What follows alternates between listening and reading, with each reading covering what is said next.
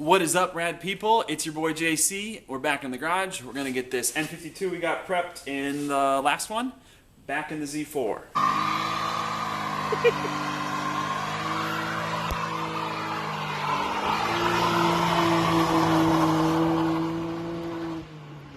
So, as I said, we're gonna get this motor in the Z4 today. So, first things first, we're gonna make some room, maybe get the 135 out of the garage, and give ourselves some clean workspace up here, and then we'll start plugging away.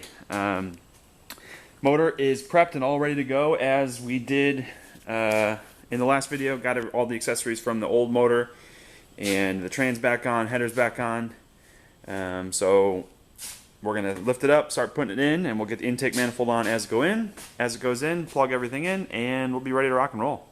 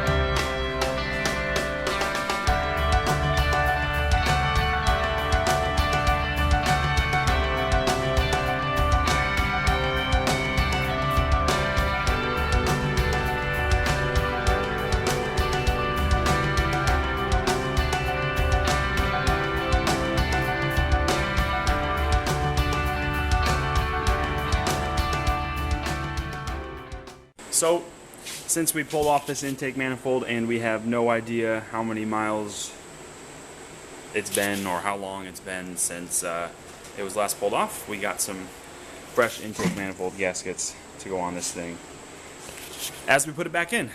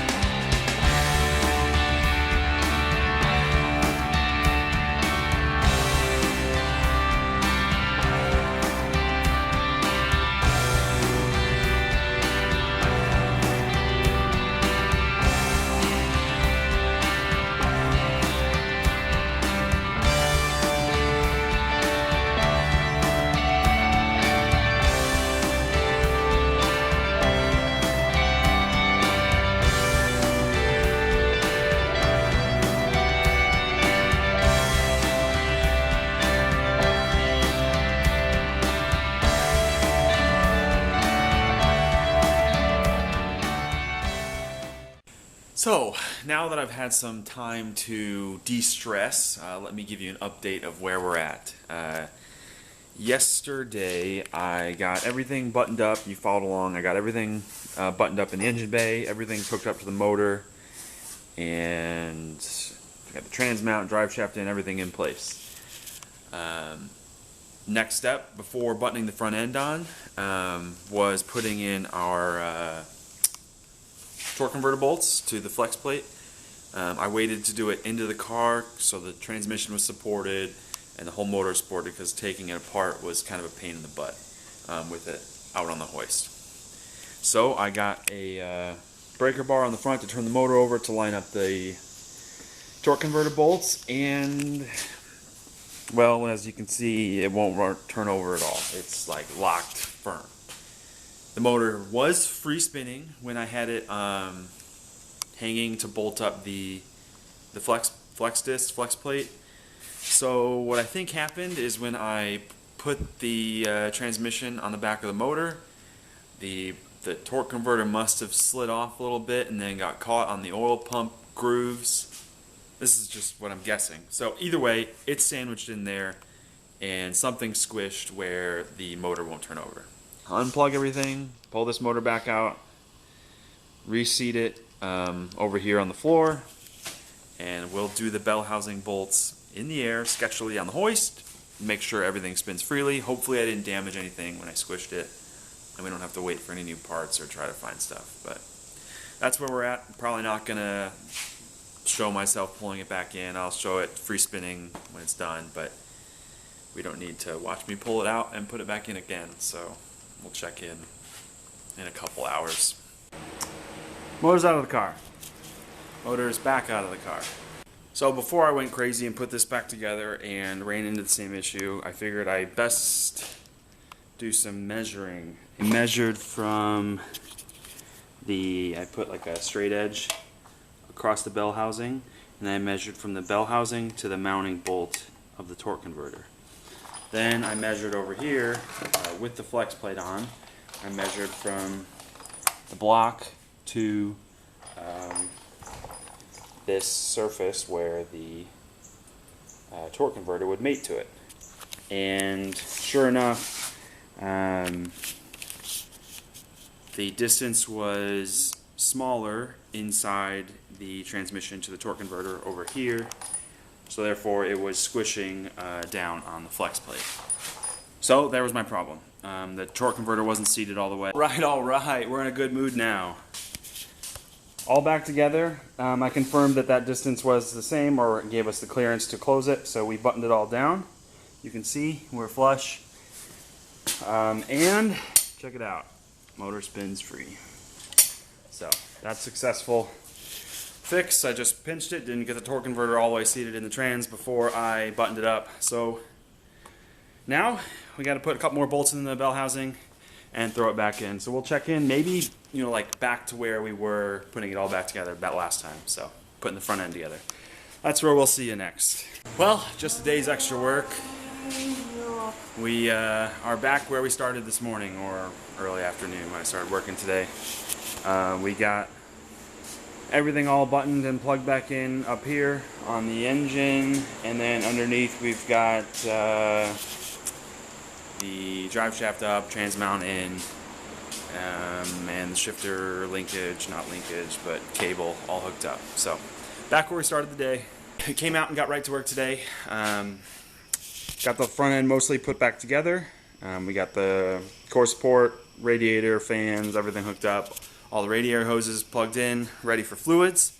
Underneath, I'm not going to show it because it's dark, but got the exhaust hung and heat shielding and all the extra bracing that's underneath there. So now we got the good stuff. Put up new filter, liquid moly, and we got some OEM blue BMW coolant. So we're going to fill this sucker up and fire it up. Make sure everything is good before we put the final engine cradle. Excuse me.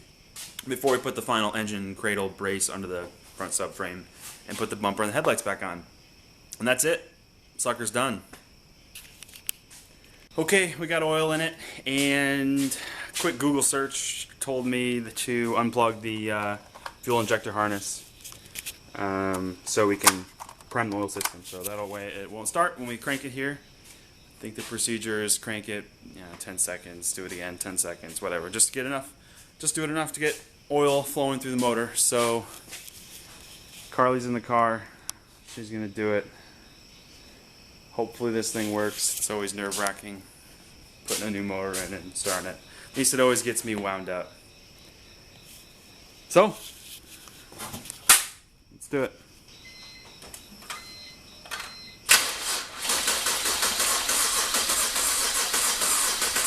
We got no coolant in the car, so we're not going to run it for long.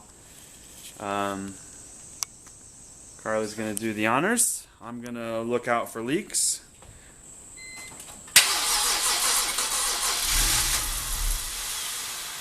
Okay, it fired. Watch that light. Ready? Yeah, try again. Tried again, light went away.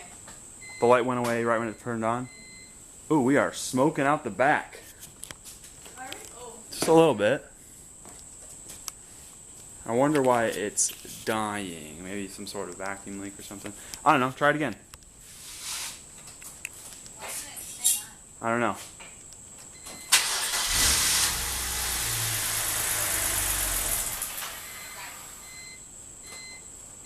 More smoke coming out the back. Well, we'll diagnose it or keep trying and see what happens. So we got it running. You saw us start it and turn it off. We got it running. It'll stay running with the gas. I think it's just got to relearn its idle or figure itself out. So I think we're going to be good. So I went ahead, got it all filled up with coolant. We're about to do the electric water pump BMW bleed procedure for like this car. The 135s the same way, E90s, anything with the electric water pump. So you fill it up all the way. You have the cap off and the little bleeder screw. Fill it up till coolant starts coming out of the bleeder screw. Put the bleeder screw in, then top the cap up to the neck. Put the cap on, and then I got the battery on a charger just to keep it fresh because you're not going to start the car while it runs through its little electric procedure. I'm going to move the seat back here. So we're hopping in the car now, and I'm going to take the key, put it in the on position, accessory, on position. Now we need to go over here. Shut up. Okay. We got to turn this on. How do I turn this on? So the fan needs to go to the lowest setting. So that's one click on and then max heat. I think that's it. And now I hold the gas pedal for 10 seconds. 1, 2, I'll cut this out. Been 10 seconds, I let go of the gas. It should have started the procedure. It runs about 12 minutes. We're gonna go up to the front now. I can't hear it because the charger is kind of loud, but the electric water pump should be running now. Which you come up here. I don't know if you can hear it on the camera, but you can hear water circulating. And right here, our water pump pumping away. So we got that on the charger. We'll let it go for, it's like 10 or 12 minutes, and then the system's bled. Oh, now you can hear it cranking. Anyway, pretty easy. So it's actually one good thing of the electric water pumps in these newer BMWs. Alright, as you can hear, we got the car running. It's idling. It took a minute of hunting with the throttle. But this was I just turned it off and fired it back up, and it idled down by itself. It's got a weird fill procedure for the automatic transmission, so I just kind of did the first half of it. So you fire it up, run it through all the gears. I just did a quarter mile while on jack stands, according to the trip. So you got to get fluid flowing, trans fluid flowing, because there's an oil or a trans fluid cooler at the bottom of the radiator. So got to get fluid up there, and now I'm going to go back under the car and pull out the fill plug, and make sure that a little bit of fluid comes out. If not, top it off, and then we'll button up the front end and take this thing for a drive.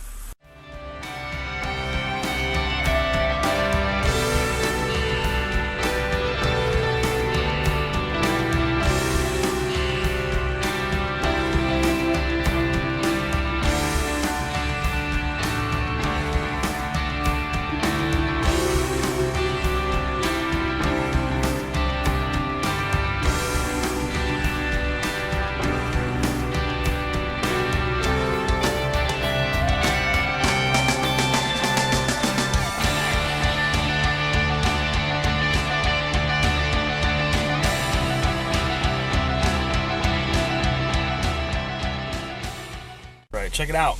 We're on our first drive. We're driving. We are out of the garage. Just filled it up. Full tank of gas. Well,